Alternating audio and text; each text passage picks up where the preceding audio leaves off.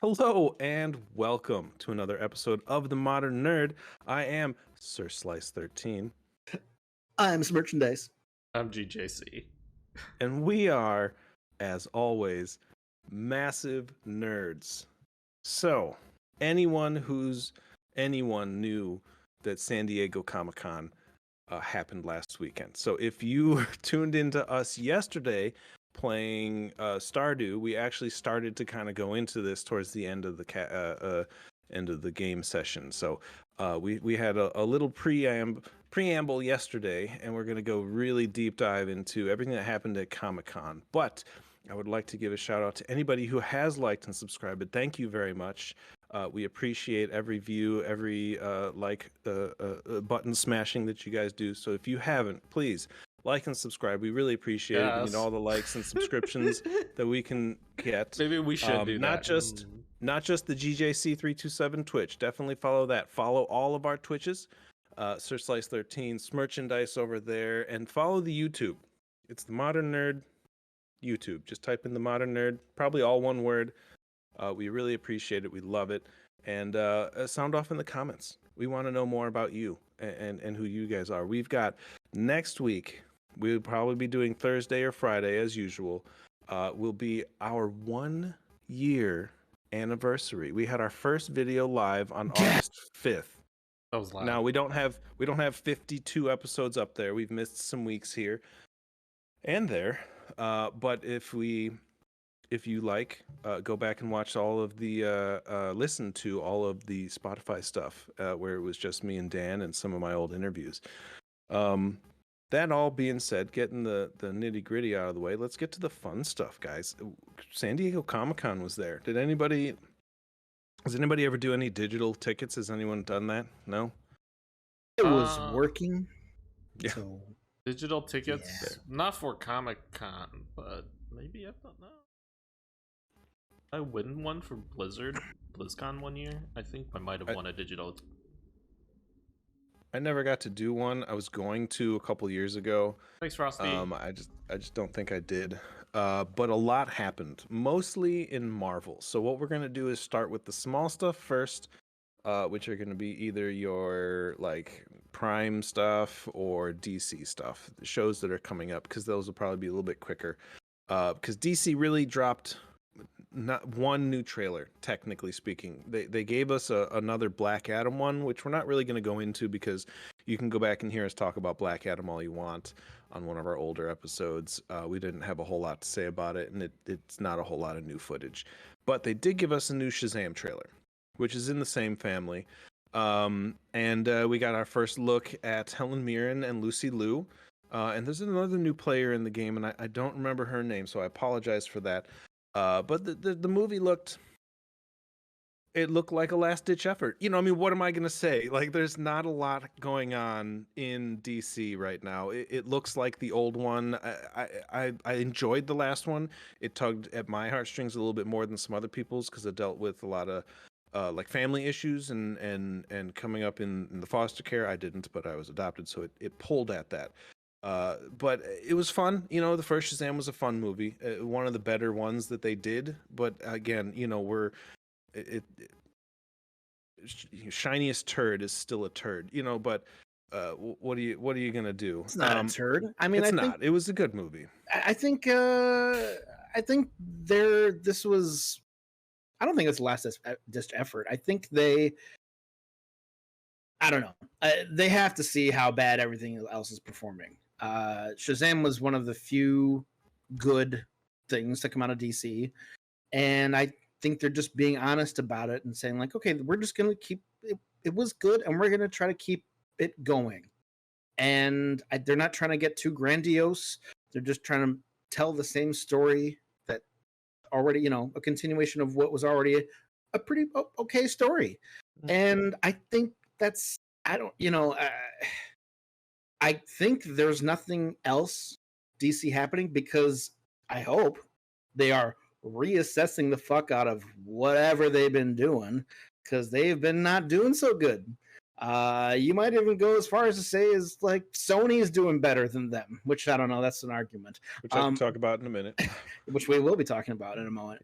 But you know, I think I like to think that they're shaking things up over there because they are up shit's creek, and this was one of the okay things that came out of there, and this will be a fine little romp around the city, and that's all it could ever be, and that's fine. Looking at it like it's a sequel. It's a proper sequel, not like a Marvel sequel, like a sequel. It's not like continuing a universe or building a bigger picture. It's a sequel. It's more of the thing.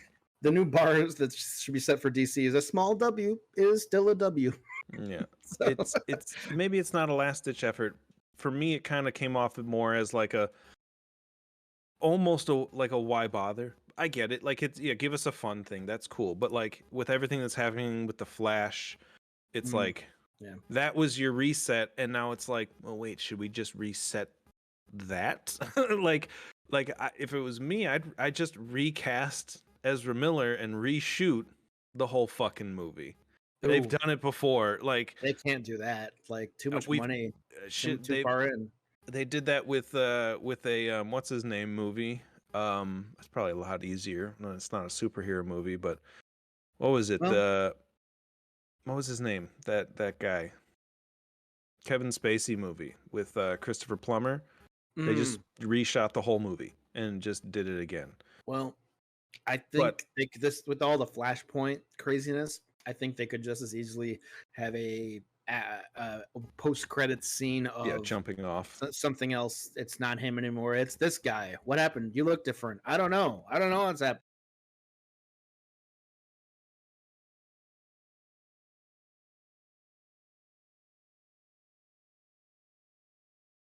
As milk toast as you can get without like offending anyone.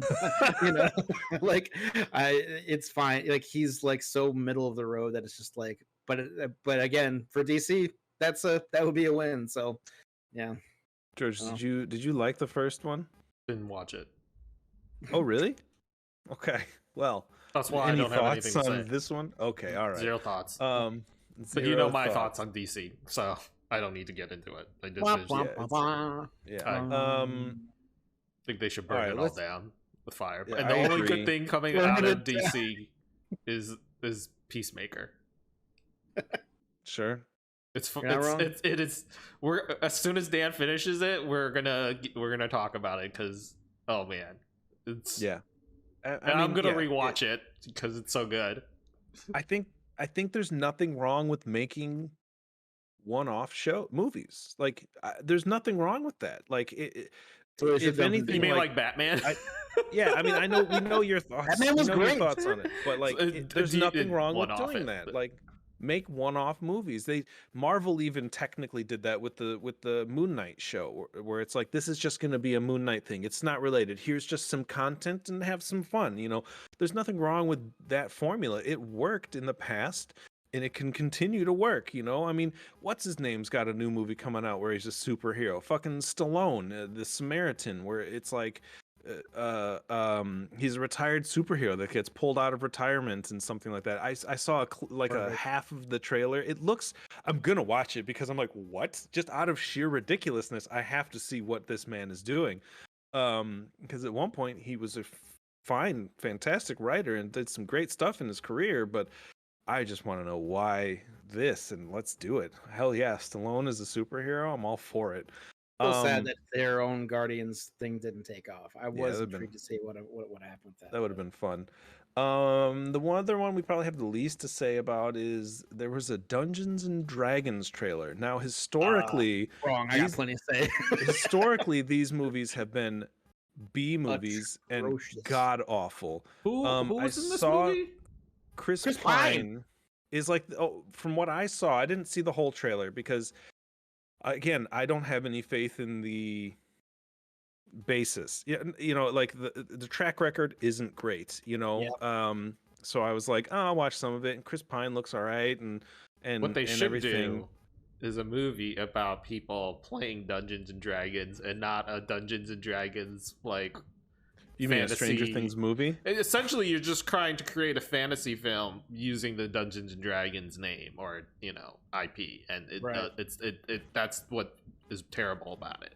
Is that I mean, they already kind of did that. They already have made, the Vox Machina is an animated show on Amazon. That was a very successful Dungeons and Dragons game they played, and they made a show based off the characters. Yeah. I mean, it's great. That was a great show.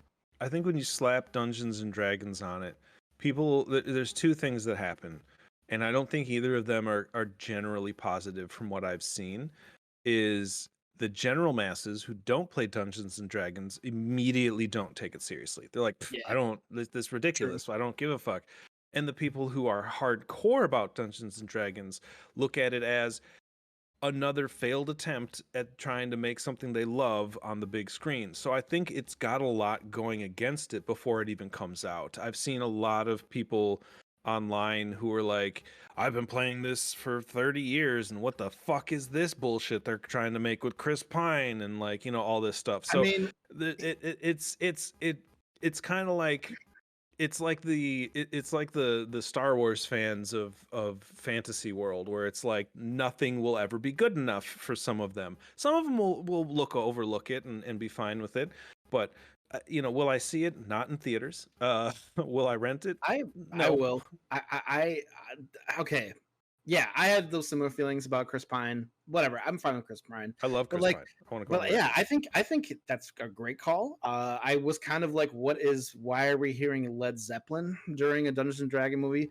But again, can't really complain. Still pretty cool. Made for a cool trailer. I mean, I saw an acid dragon. Something we don't see very often. We saw an owl bear. We saw a gelatinous cube in the trailer. Those alone are enough to make me go, okay, so they're actually like taking things that are like pretty well known from the D&D universe. I mean, my bar is low. It's got the budget. It's got the actors. I think as long as it's fun and like it's clear there's going to be some comedy in there, I'm excited. Like, I'm not setting my bar too high. I'm going into this and I'm just going to enjoy myself. Something that I clearly have a problem doing. So the last episode, folks. So yeah, I'm excited. Hold on, let me erase some of these.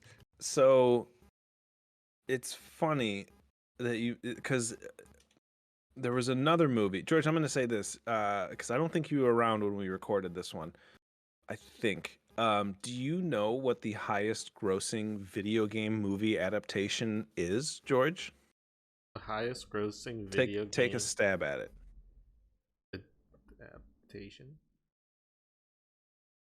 I don't. It was something I never would have guessed. Is it Tomb My Raider? guess was Rampage. What did you say, George? Tomb Raider? You mean like a movie made from a video game? Yeah. Is it Tomb Raider? No, it's Warcraft. Oh, okay. So Warcraft overseas in China. Warcraft had the really budget as well, and Warcraft took things from the game, and it was true. It was a terrible movie. It was true. 1.5 movies was its first problem, but we watched the trailer of Warcraft, and we were like, nah, this is gonna suck. I didn't actually finish the trailer.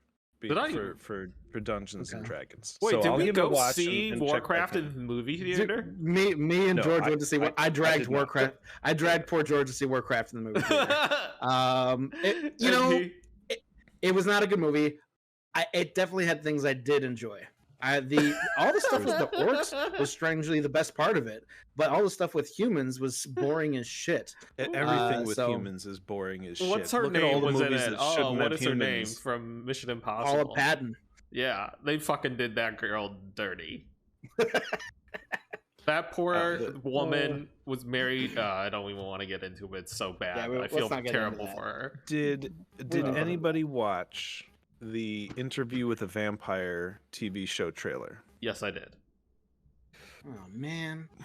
Yeah, this looks interesting. I really love that movie. It's one of the it's one of my favorite. If you ask me my favorite vampire movie, it's that. Really? Hands down. Really? Hands down. That followed by Dracula, Bram Stoker's Dracula. I haven't seen that one. That's a pretty good pick for vampire movies. What else comes close? Oh man, fucking nothing. Like, that was the prime back in the.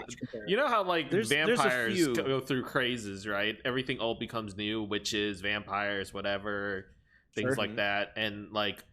Before the most recent vampire craze, the one before that was the Interview of the Vampire craze when the Anne Rice was fucking huge. There was one in between that. Oh no, maybe it was before that because that movie was a '90s movie, wasn't it? Yeah, it was that, and then Buffy came around right after. The one before it was a good Insurgents when you had like the Lost Boys. Yeah, that was a cool movie, and it was like a grunge, gritty, kind of vampire. So, yeah, I enjoyed that. Yeah. Interview with the Vampire to this day, in my opinion, contains both the best, my favorite performance of Tom Cruise and the best performance of Kirsten Dunst. And Interview with the Vampire is one of those movies you need to know if you want to get good at playing Kevin Bacon. Degrees of Separation with Kevin Bacon. Yeah, because that movie has a shit ton of people in it that are famous. That's funny. Antonio Banderas is in it. We should have an episode where all we do is play that game, but not the Kevin Bacon. It's just the other act. We connect two actors and call it a day. The show looks good. They've got a Lestat something. I can never say it right. Lestat. And they got I can't remember his name. Louis. I want to Brad Pitt's character. Yeah, Louis. And it looks a different dynamic. I love it. I like that it's homoerotic.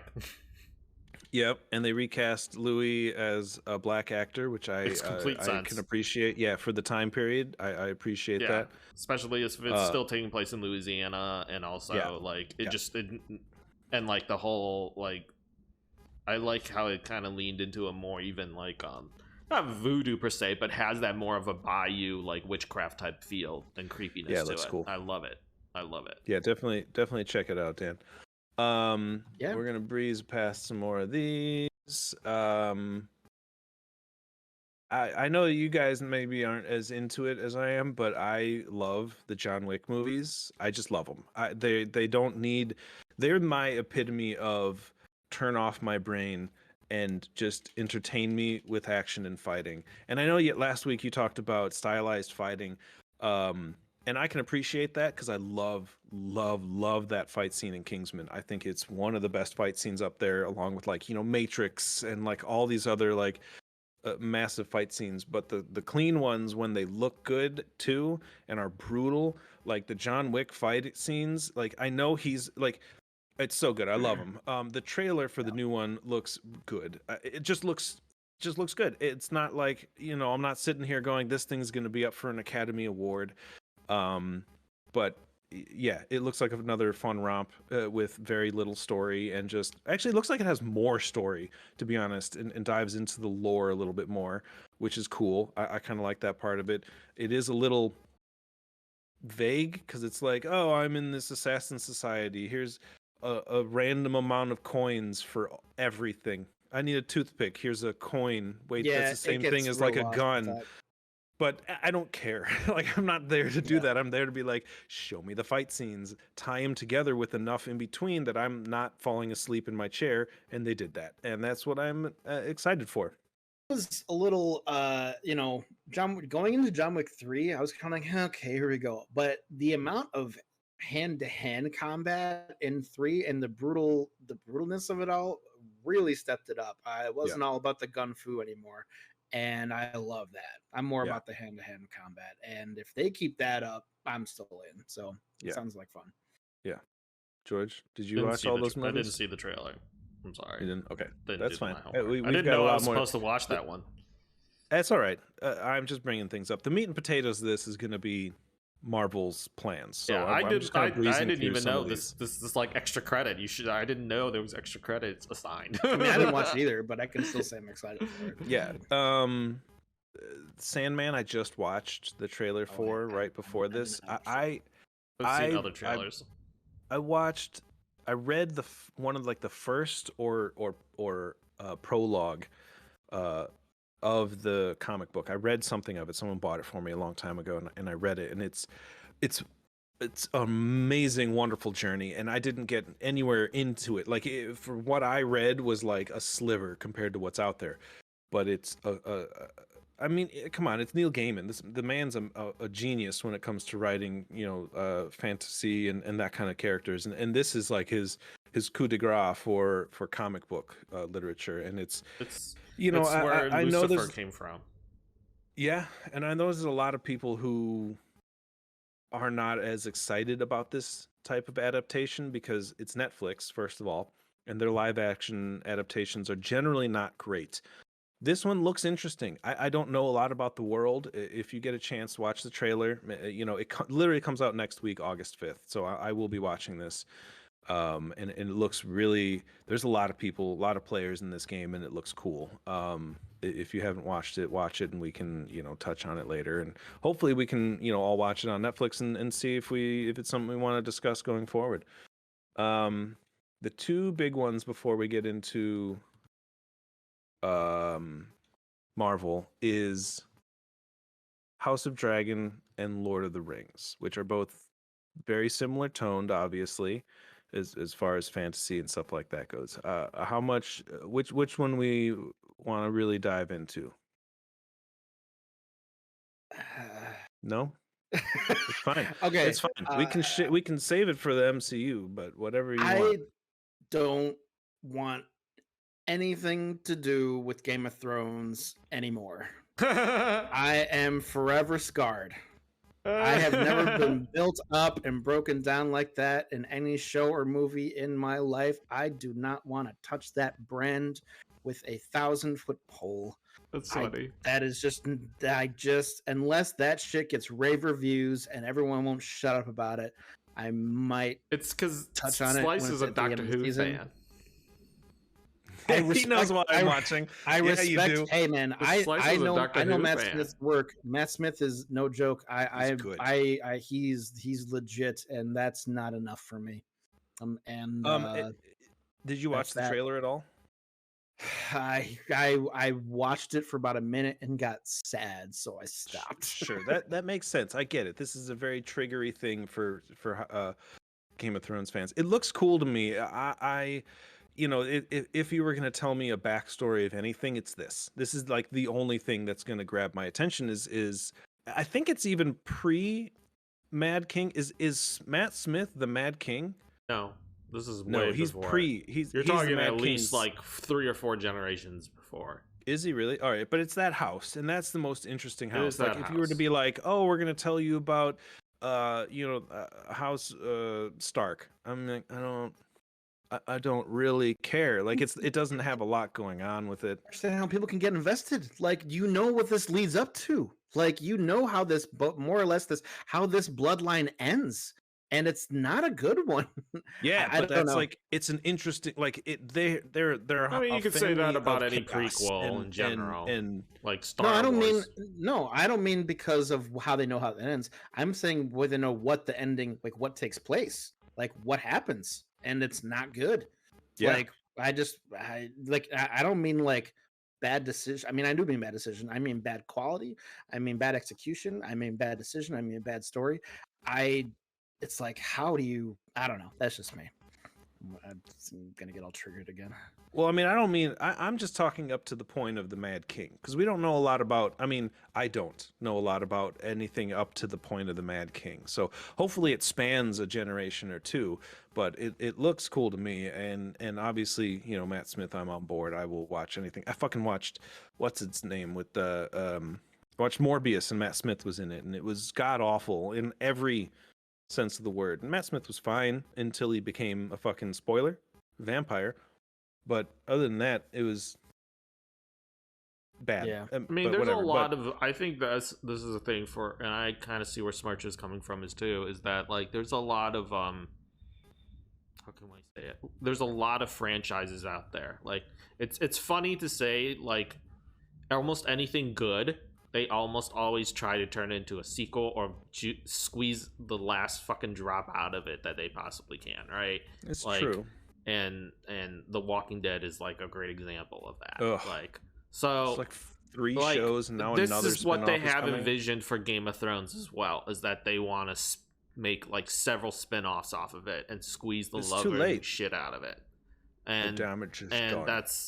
that's HBO's prerogative, and if that's what they want to do, that's what they want to do. As for like watching it, because I read all the books, so I do enjoy that a lot of like the world building and stuff like that. And I love, like, I'm a geek in that sense. There's people who really like Tolkien universe stuff. They can't get enough of like reading encyclopedias about Tolkien and stuff like that. I was really into it. I read a lot of like the background history. It's an interesting time in general that they're going to be depicting. Like the Dance of the Dragons is like essentially the beginning of the end for House Targaryen. It's their own civil war is the story. That happens within their house. So that's one, and it's essentially it's one of the major crises of the Seven Kingdoms, because it's a succession issue of who should become the next king, and it's kind of like what happened in Game of Thrones as well in that sense. So in many ways, I can appreciate it in the sense that it's like it's an exciting time in their time period, but also like you might, as a Game of Thrones fan, you might appreciate the similarities, in the same way that you would say you would appreciate the callbacks in the prequel and also the sequels of Star Wars, right? Like there's that. There's just franchises, and each franchise carries with it its own baggage. Whether it's Star Wars, The Walking Dead, freaking Game of Thrones, Marvel, every single franchise carries its own baggage. It's funny because the tone of the trailer for me looked a lot. I said the other day, I was like, it's less of a Game of Thrones and more of a mad dash for Thrones. So it sounds, it looks really kind of interesting. Are you talking to me? My shit's all fucking up. My sound is messed up. Ladies and gentlemen, I've been having some issues with my sound. So if while I'm speaking, there's a lot of background noise, and I do apologize. I will be muting now in between me speaking and other. Well, I guess when I'm not speaking, it doesn't make a noise, does it? No. Still doing it? Yeah, just recently. Yeah, it stopped. It goes in and out, but I'll try and tone it in post and see if I can get rid of it. Okay. I mean, I will agree. It might not get picked up on the stream, so you might be okay. I'll do this. We're gonna, y'all can talk about Lord of the Rings for a second. I'm gonna unplug and replug in my mic. Lord of the Rings trailer, go. Lord of the Rings trailer. It's funny. I actually started replaying Shadow of War, the Middle Earth game. What kind of style game is that?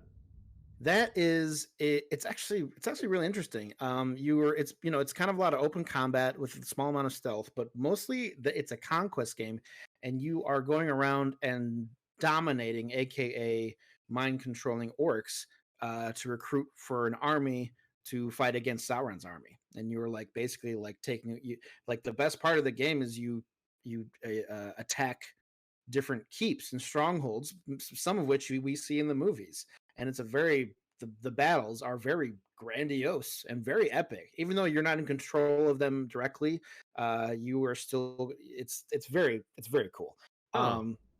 So I learned a little.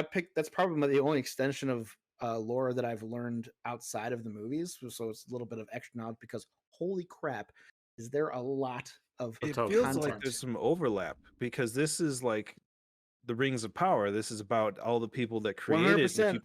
If you played those games, it's kind of about the same thing in a sense. It is. Unfortunately, there are certain things in the game that are not canon. First and foremost of which is the main character, Italian. He is not a character. He's a cool character. Or she, because in the second one you can play as a she. No. You can play the DLC same character. Well. I played the whole second game as a female. What, did you hear her audio? Yeah. Oh.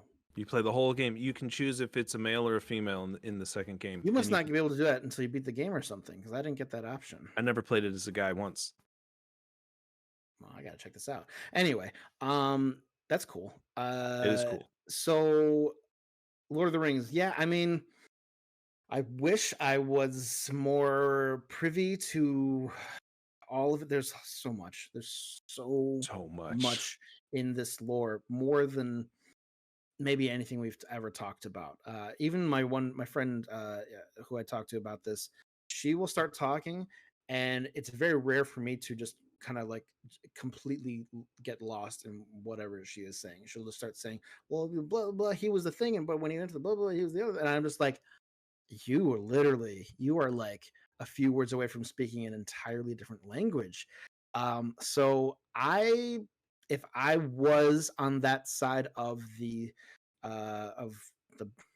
whatever that side, I would probably feel pretty similar to what a lot of the masses are saying about these trailers, and that there's no way, it doesn't seem like it's going to live up. It seems like they're, not a lot of major actors, which I think is a good thing, but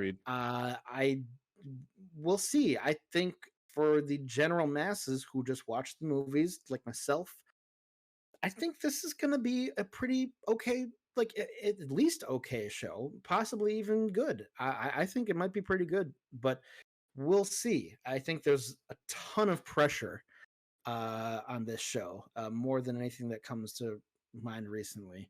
So whether they deliver, I kind of think they're trying to please more hardcore fans than casuals at this point, just because of how popular Lord of the Rings has maintained the Lord of the Rings has maintained its popularity for a couple decades since its release, and that's no easy feat. There's always something wrong with some trilogy. Lord of the Rings is one of the few trilogies you can definitively say is good from front to back. Trilogy, not saga. That's what I said. Okay, just want to make sure that we're not talking about sagas. No, I don't want to go into sagas. I'm talking about trilogies. 1, 2, 3. Like, how many trilogies can you name off the top of your head that are like good front to back? Hard for me personally. Besides Lord of the Rings, I guess you could say Star Wars, the original. But other than that, I have a hard time, and that's no easy feat. So that's a tough one.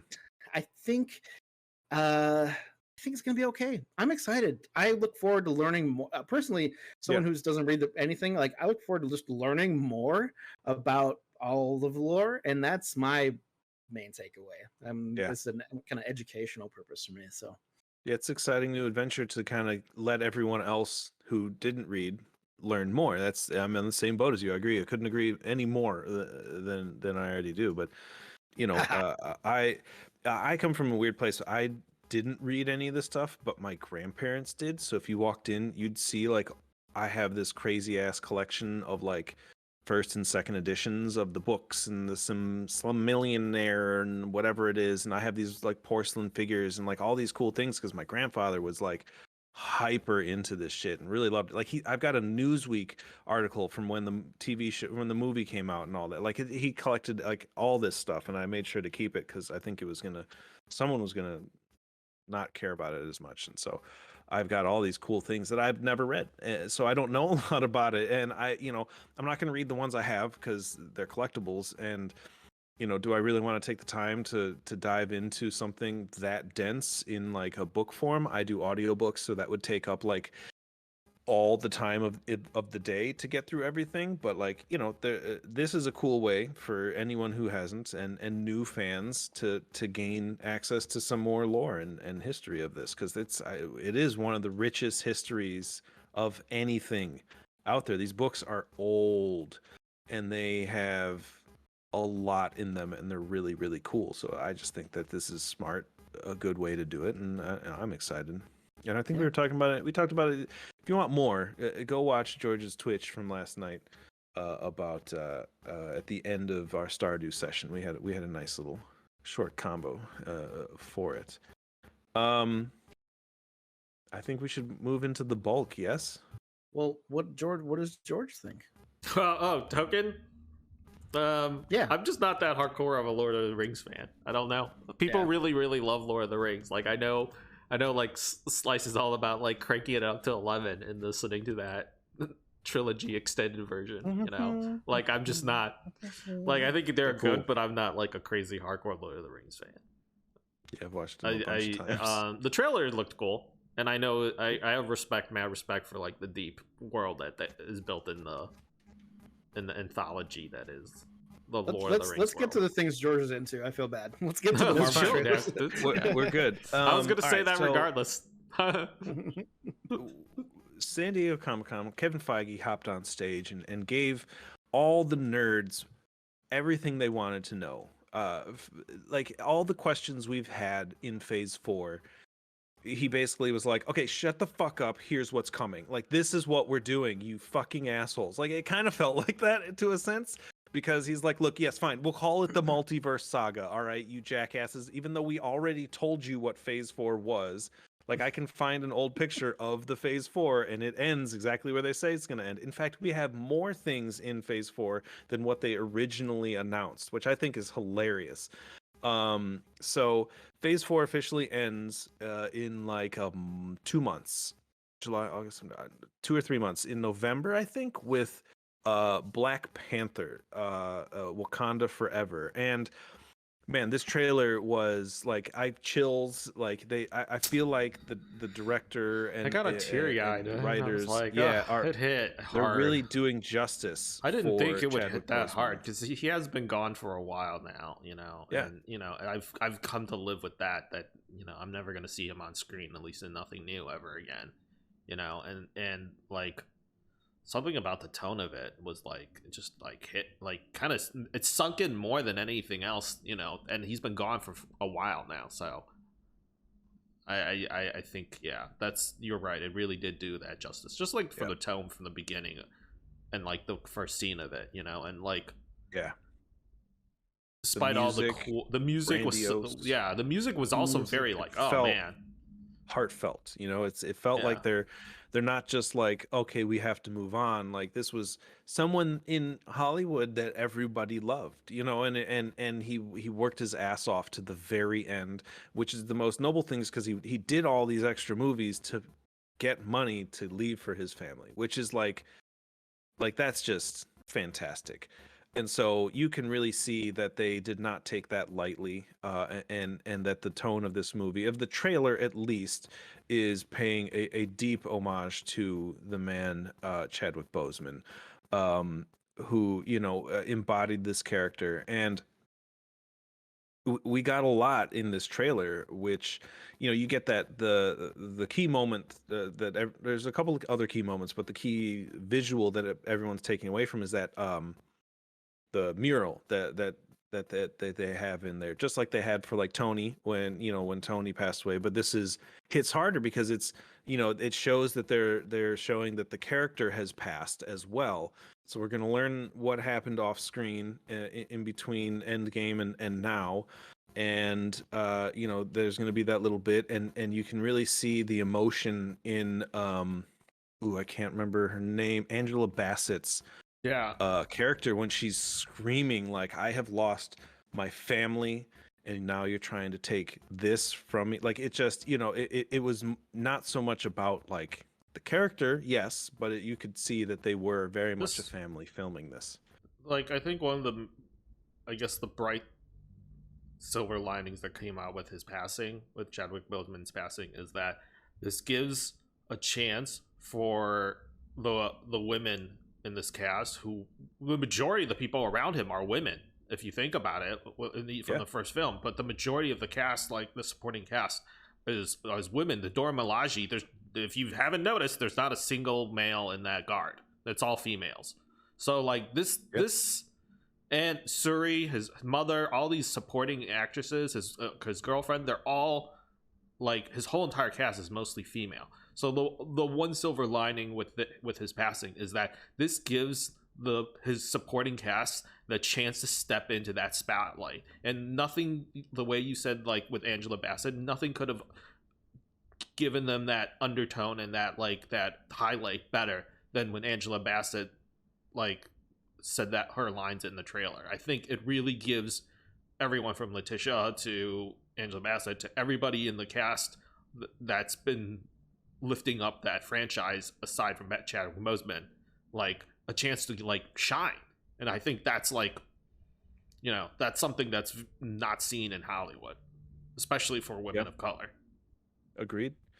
It'll be very nice to see more screen time for all of them. It'll be very good. The couple of takeaways aside from that are some key moments in the trailer. We got our first look at, I don't remember her. I feel bad. I forget everybody's name. We got our first look at Ironheart. You see her welding, just like Tony was pounding away in the cave. She's doing it kind of old school style, and she pounds that heart out of the metal. So you first look at that, which I'm super excited for. Haven't read her comics, but I am excited. And man, I want to get into that last frame of the trailer, but I think I'm going to save it for a second.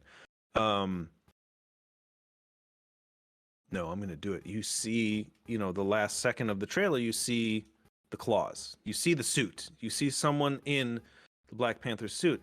And what I noticed, and what the fucking internet noticed, is there's gold on the suit. Yeah. Which, if we recall, Michael B. Jordan wore the gold suit, which is like, it for me, it's justice. Like, that's the only way to bring back this character and bring back the Black Panther. Now, there's a lot of arguments that there should be a female Black Panther, because there was a female Black Panther in the comic books. It was actually Aurora Monroe Storm, for those who don't know that.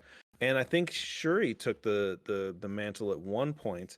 I'm a little there's a little behind the scenes that went on that I don't really want Shuri to have the mantle as much. She held up production, and there was all sorts of stuff. So I'm not going to get super into that, but as long as it's done right, obviously I feel like it will be. This is going to be, a very sweet, bittersweet ending to Phase 4, and I think the movie itself is going to it's going to feel like a standalone, like a sequel, but I feel like it's the bulk of the movie is going to be about the character in the movie and the story and all that, and then they'll save like the cameos and the world building for the end, for like the end credits. They're gonna let the movie stand alone and not hinder it with adding all this setup and cameos and dropping the bringing in Benedict or Wong or like all these characters, you know what I mean? So I think they'll do respect for the character and everything, and keep it to the end credit scenes. But I think there's still a lot, like, Smartshaw always points this out, is I like to call it the Hulk Avengers trailer. Psych out. There's a lot that changes and a lot of things that we know that Marvel does to play tricks on people. And what better way to do it than at Comic-Con, which that Hulk trailer with Avengers was at Comic-Con.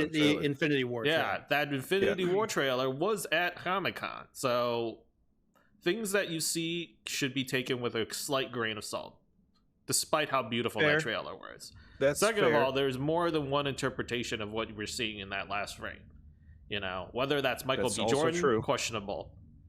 Is Michael B. Jordan in this movie? Yes. Not questionable. Is he the new Black Panther? Questionable. Is he going to share the mantle with somebody? Maybe. Maybe.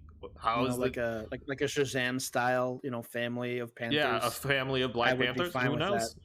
And and will he ever be king of Wakanda? Probably not. Let's be honest. They're not going to let him do that. He may be a Black Panther, maybe. King of Wakanda, unlikely. Fair. Not someone who's been cast out. It could, like you said, Dan's right. I mean, it could be a fake and all that stuff just to throw us off. And I mean, maybe Michael B. Jordan's only in the movie in flashbacks. You know what I mean? Like who knows? So it'll be on an ancestral plane, the place that they've been talking about for a while now. If he's dead, that is. Fair. Final thoughts before we move on to the next part, which dives into which is a perfect stepping point. Dan? It's cool. We can come back. No.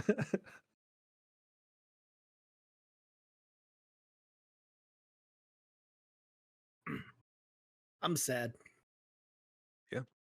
Damn it. It's cool, man. We just get news that he's just dead, that he's passed away. And it's just like we didn't know anything was wrong, and then he's gone. And this is kind of, seeing this trailer is kind of like really facing it for the first time and really seeing it. The trailer for me, just it felt. I mean, obviously something's missing, but it really felt. You really feel the mist presence of him, and I don't know. What can you do? What can you say? It's really sad. Black Panther was top 5 for me. What a breath of fresh air, right? Like, dude, in so many ways. And Chadwick was fucking. He just like it. He just was Black Panther. Like he just was, and it's really moving forward without him. You really feel the mispresence, and it's. I don't know. It's really sad, and some people talked about were like pushing for recasting of T'Challa, and I don't know. I think I would have been okay with that ultimately, but like, would that have been better or worse than move in this direction they're going? I don't know. It just we miss you, Chadwick, and this is going to be a rough one. It's going to be an emotional ride. Yeah. I think agreed. Especially with how advanced technology is, like maybe he'll never be in this world of MCU, and especially with the multiverse, maybe in the future we'll see a version of Illuminati where he makes a cameo and they use something like that. But like as far as like, I understand like the temptation to do that, but also like in general, I think I don't want that. I don't think they should. I feel weird and wrong, at least so soon. I don't know. I get it. I don't think they should.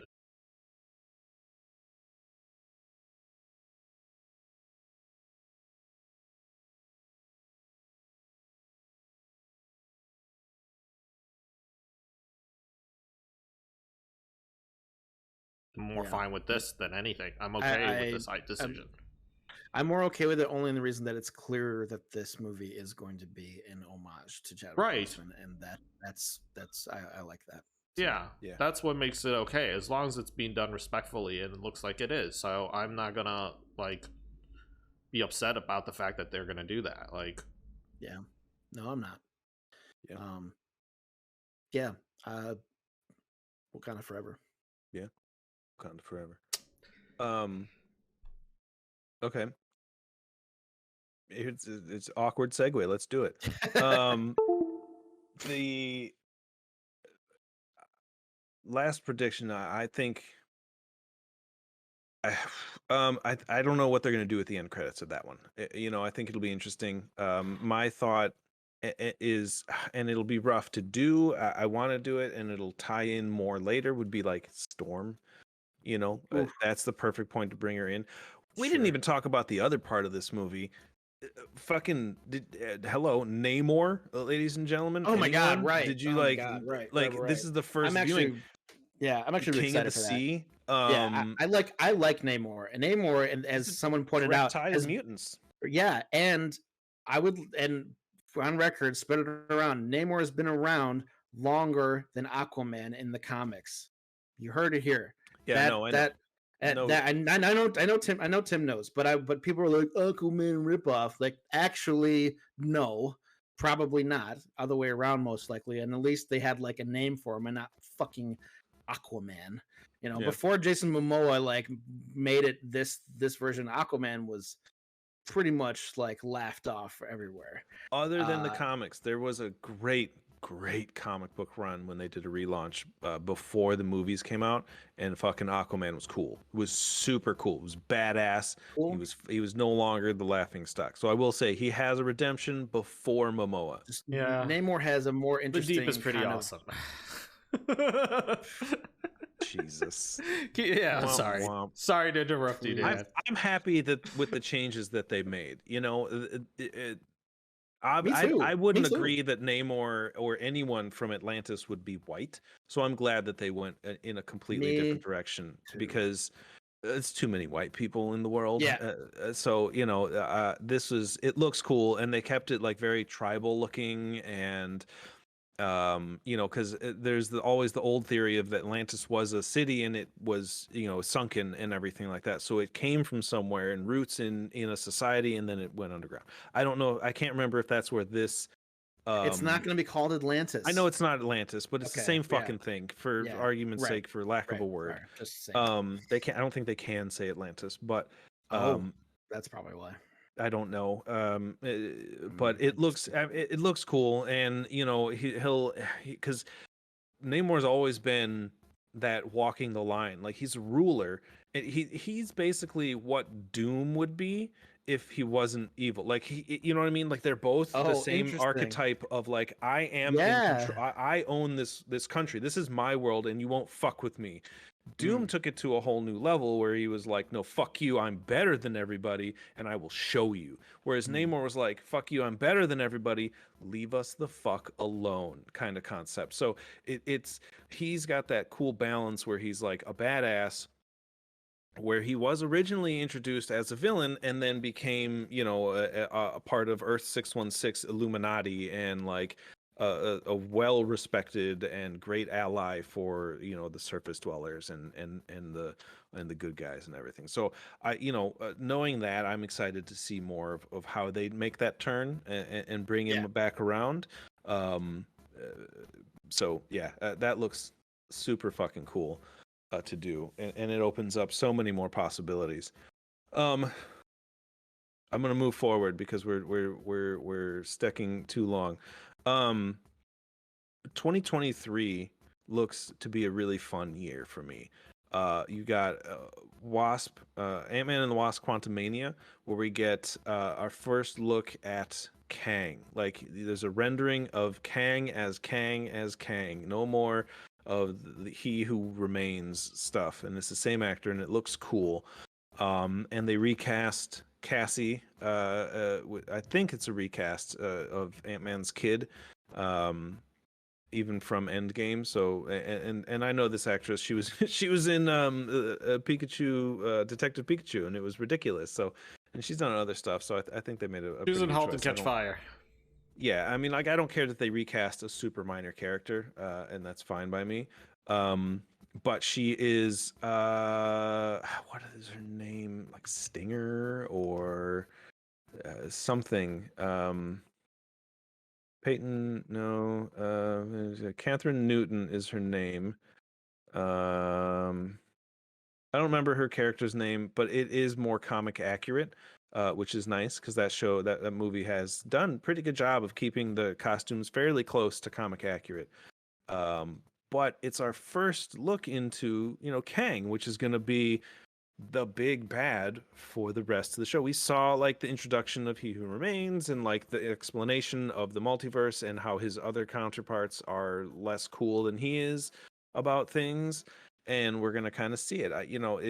If he's the bad guy in this, I don't know. Or will he just kind of show up? Like, I'm intrigued. I don't have a trailer. They did show something, I think, while they were there. So there's a lot of trailers that were shown at Comic-Con that are not put online, that were exclusives. And if you weren't there, you don't get to see them. And I think this had one, and I think some other ones got a couple. And I hear it looked cool. I'm not going to read it. I'm not going to sit there and read the description of a trailer. I'm just going to wait for the trailer, because I'm like, oh, cool, read a description of something that's 2 minutes long.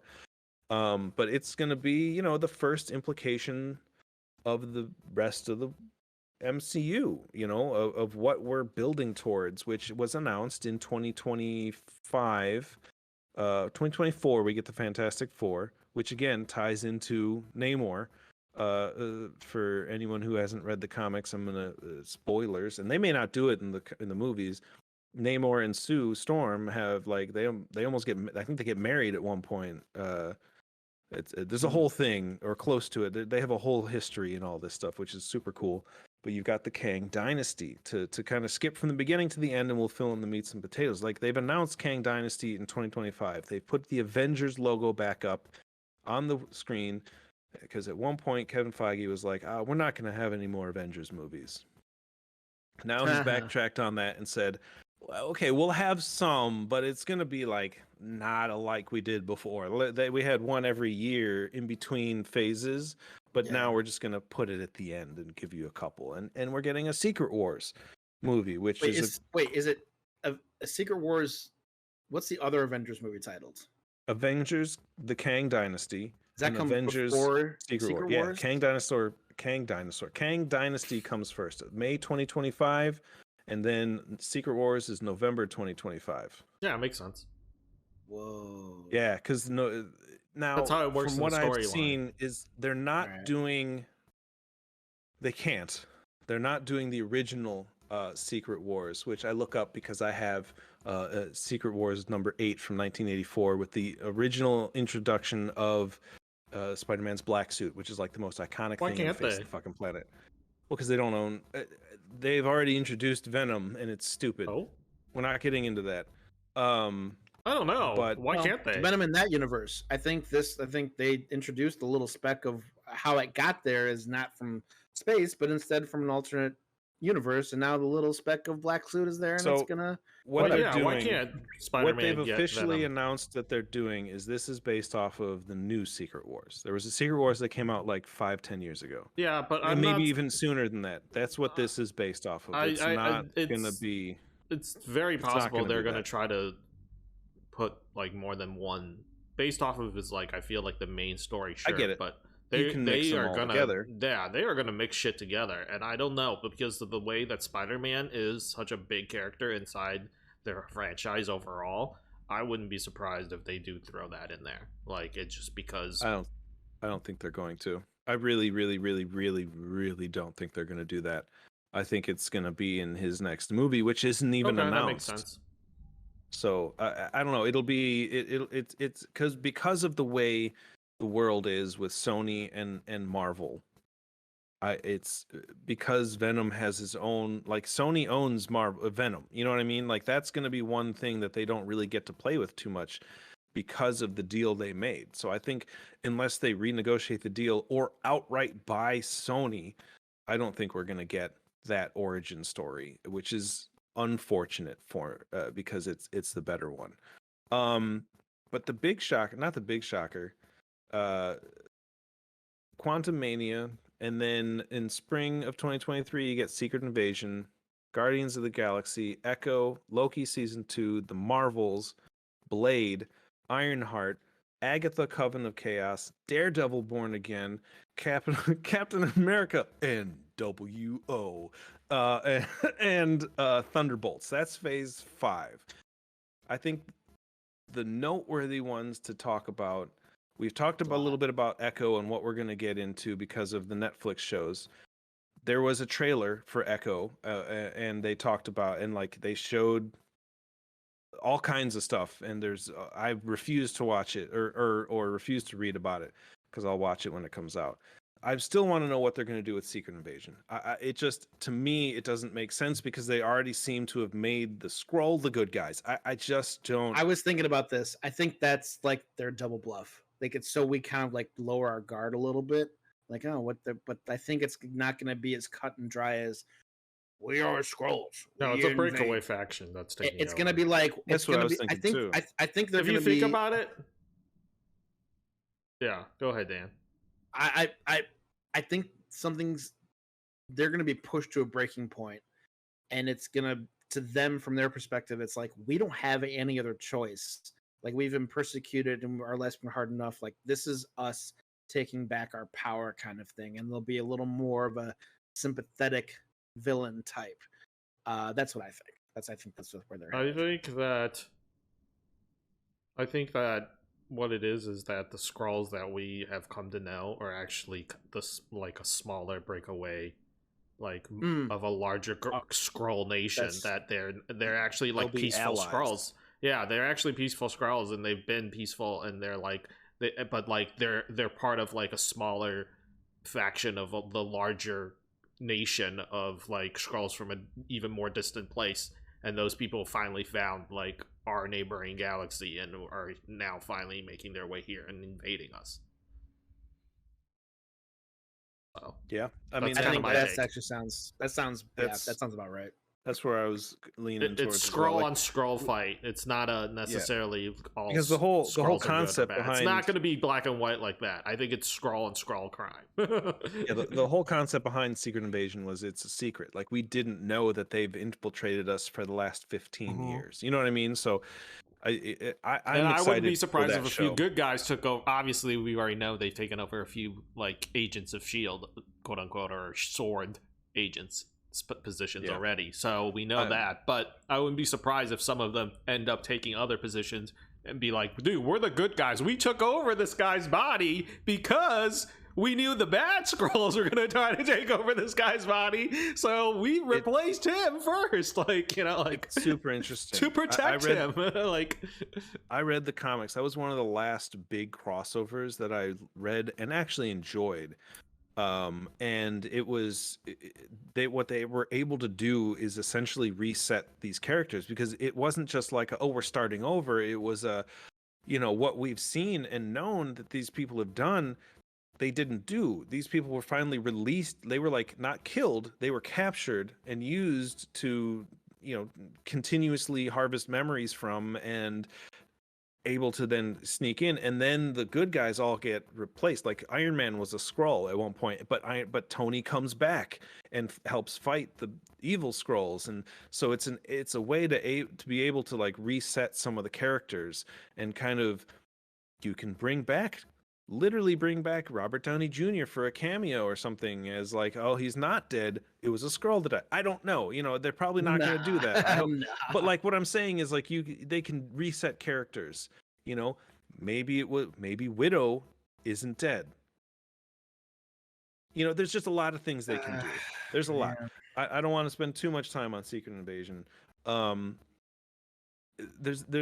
We didn't get a lot to learn about Blade, so there's not a lot to talk about other than we're fucking excited and want to see the trailer. Yeah, we want more. We're excited for Ironheart. I think there was a private screening of Agatha. I'm intrigued. I love Catherine Hahn, and she was great. Change the name of the series. It's not House of Harkness. It's something else. Coven of Chaos. All right, sure. Why? But whatever. The big announcement was the Daredevil Born Again TV show for me. They're doing another Daredevil show.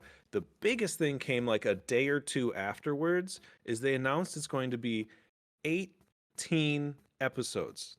Freaking crazy. Finally have gone away from 6. The longest they've done, and so giving far. Us on meat any Disney show. Potatoes. 18 episodes. Now, my fear is we're basically just going to get season 3 over again.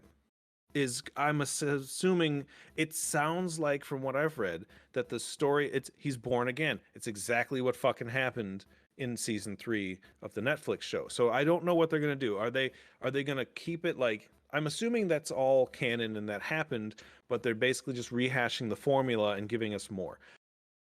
Honestly, do it. You know what I mean? I liked Star Wars Force Awakens. It's literally the same movie. Like, if it works, it works. I think season 1 was stronger than season 3, but I don't think that Daredevil will be in a rehash of season 3. Simply, I think Born Again may be just a nice coincidental title that they want to use, that they have ownership of, but I don't think it'll be a rehash, because you have to remember, we're going to see Matt a lot sooner than before. We're going to see him a lot. We're going to see him next week. Yeah, we're going to start seeing him a lot in a lot of different places. So his character has already moved on. Time out. I'm sorry. We skipped over something here. Dan and George, did you see the new She-Hulk trailer? Yes. I did. Did you see the Daredevil cameo? Yes, that's why I'm talking about it. I wanted to bring it. I wanted to specify it though. That's what I'm talking about it right now. We're everyone else. I'm excited. Talking about.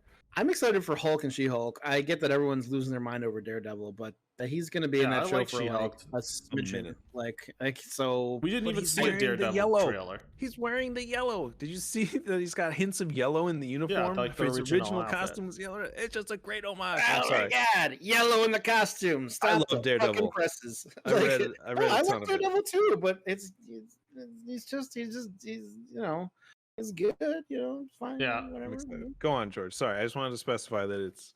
Oh, yeah, my point is we're going to see him a lot earlier, and his character, I assume, we're going to be seeing so much more of before his show premieres.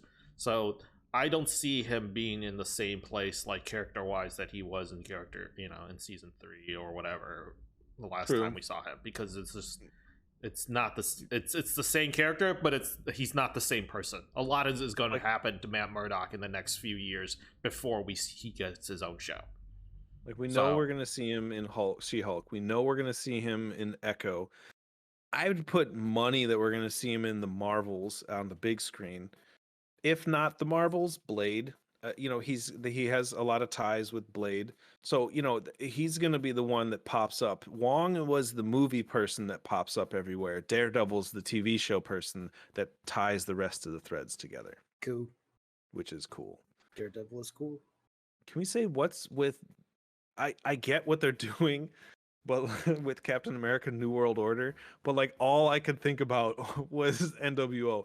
Just so many memes that I've seen where they put the logo over it. I don't know. Whatever. I'm not super thrilled about a lot of these, actually. But there's a lot of things they didn't also talk about. Like, there's definitely still a lot of Disney shows that are still happening. Apparently, Armor Wars is one of those ones that they didn't say which one it was, but there is a spot when they did the math. Isn't that an animated one? No, it's not. It's with Don Cheadle. No, that's live action? It's with Don Cheadle. And it's about, and we're assuming because of the nature of that show that Ironheart will also be in it as well. Oh, yeah, hands down. So, which makes a lot of sense because the storylines tied together very well. But I think that's only phase 5. They'll probably add Armor Wars and all this to like phase 6. Yeah, when they showed the timeline, there was a lot of dates, but they didn't show you what it was. They didn't say whether it was a show or a movie or whatever. They just left it blank. So they're like, we're hiding 4 things at now. And one of them, when they did the math of all the things that have been previously announced, they're like, yeah, there's a spot for Armor Wars. So yeah. Because we've got phase 5 all the way to 2024, which ends in July 2024. And then the next thing they have slated is in November of 2024, which is Fantastic Four. But they've got a fall. They got 3 things coming out in the fall of 2024, and then 4 things that come out before the Avengers. So like we've got like a shitload of Marvel coming in the next 2 years. 3 years, excuse me. And I'm the guy. I'm just excited to see this story because I can kind of map out and see what they're doing in my head. The Blade one doesn't necessarily. The Blade one throws me off because everything else I can see how it fits together. Blade, like I want more. I want to know more about this. They finally given us an official date, November 2nd, 2023. Like we're right around trailer time. We're coming up. November will be a year. So. We've gotten things as early as a year out, so in the next 2 or 3 months, we should be getting a little bit more of Blade and start seeing the Marvels trailer. And I mean, I'm excited for Loki season 2. Yeah. That'll be cool. I'm interested in seeing, where a lot of these go. I think we know where the Captain America is going to go. We've seen the build up for Thunderbolts. Agatha, I'm excited for Thunderbolts. I'm intrigued. I'm very excited. I'm very excited. It's been a long time coming. Yeah. So there's a lot coming. We knew it was coming, and now we know when it's coming. So stay tuned, ladies and gentlemen. This will not be the last time we talk about Marvel. Obviously, it's like one of our main topics here. That's why when you do tune in those random weeks, we try and vary it up with other things like last week's episode of our favorite non-Marvel and DC comic book adaptations. So we want to make sure we give you all the best content, and it's not just us regurgitating the same stuff every week. That being said, next week, ladies and gentlemen, is our 1-year anniversary. We're going to probably try and do some more introspective, meta kind of stuff. Meta the good kind, not the Facebook kind. And so it'll be, hopefully we'll have a lot of fun looking back at some of the episodes we've done. And if off the top of my head, I have a wonderful idea. I would love it if George went back and listened to some of the episodes pre his addition to the podcast, so that we can hear his opinions on some of these topics. Yeah, There's some great topics that we had. Yeah, sure. And maybe even revisit some of them during next week. I actually think this might be a good time to revisit our favorite villains. I would agree. I would like to talk about that some more, and not make it 4 hours long. Right. Yes, and just kind of revisit things we that we thought were quality, and let George have the floor a little more than us. And I think it's a good idea. Yeah, sure. We went hard. I think that was Dan and I really kind of had a great time talking about that one. We really did. We literally talked for almost 3 or 4 hours, and it is 2 episodes long. There's a lot in there, and I apologize for that. We were young, we were stupid, and we were just having a good time. But it was, if you just want just to hear us, we're basically just hanging out, and like there was no rhyme or reason. We had a huge list of these people, and it just bounced around, and we were chatting. So it was a lot of fun. A lot of those old ones on the Spotify are wonderful episodes. Definitely check out some of those early interviews. There are some wonderful people in the comic book industry, owners, artists, all sorts of stuff that need some mad props and are out there still going to conventions now that they're back open. So go listen to them, support them, support your local artists. Go to your local comic book stores, comicbookstore.com, comicbooklocator.com. You can go and find them all across the country. There's only one in the city I live in, and I'm so grateful for it, and they're really cool. So go read your comics, go watch your movies, go play your video games, have a great time. And ladies and gentlemen, we have been The Modern Nerd, and thank you for watching.